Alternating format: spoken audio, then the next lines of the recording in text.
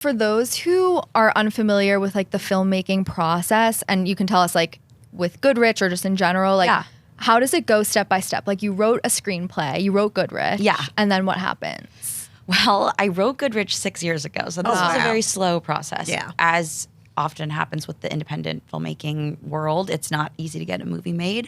So, it starts with obviously an idea and something I was noticing in the atmosphere, and it was a personal story for me. My father remarried and had a second set of kids when I was in college. Oh, so it's very biological. Very personal. Yeah. And I had a complicated relationship towards that, and it was interesting to watch him parent again, and I had all these feelings around it. And so, as a writer, you kind of sometimes write to understand how you feel about something. For sure. And that's just been a story I wanted to tell. And I noticed then other people also experiencing that and having unique family situations and dynamics. And so that was where the seed of that idea came from. But then it was a long haul to get it actually out in theaters on Friday. Yeah, right. And there's different ways to go about it. For me, I'd written this movie with Michael Keaton in mind. So my first step was trying to get him attached. Once he came on board, then I was able to kind of Why package it.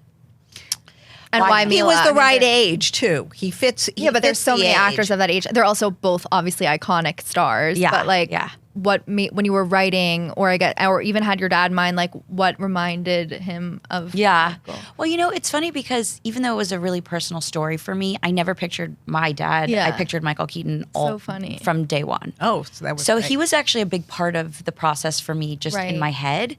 I think it's because I grew up watching a lot of Michael Keaton movies that were comedies, where he was just so lovable, and he's a really famous 80s dad in a lot of ways. And I just am a big fan of his, and I hadn't seen him in this genre in a really long time. So, and he's very, very good. I mean, from watching the movie, which all of you are going to see tomorrow, it's something that he really does touch your heart. Yeah. Because there are issues. I mean, he was trying. Yes. But he couldn't, it just never came over. And no matter what relationship he was in, it just exploded. Well, everyone also can relate to like complicated parent relationships. Exactly. Well, complicated parents, and also the role of he's a breadwinner. His second wife didn't work, so he took on that responsibility. Tell us when we give away too much. Also, we're not going to give away all of it, but I could have empathy with him because I understood. Because I remember when I was a newlywed, my husband worked full time and he was never around. Yeah, and I had to raise the children. Right. I mean, he was there naturally, but it was like they dropped in for dinner. Right. And by the way, that was the norm. That was the norm. So, and I think it's hard to put standards from today on that.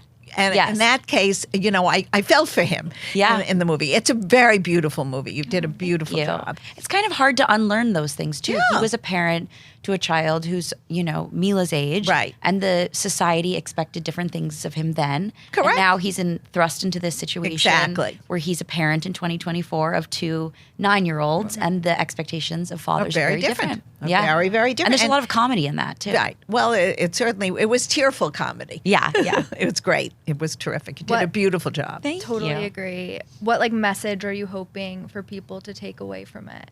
Well, these are the themes, and I think the discussions that I'm hearing are so nice.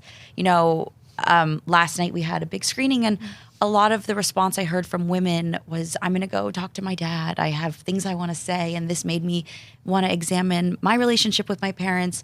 And then I spoke to a 24-year-old guy who said, now I'm thinking about how I want to parent, and I want to be different than my dad. And those kind of takeaways are really powerful, and that's really rewarding for me. Yes.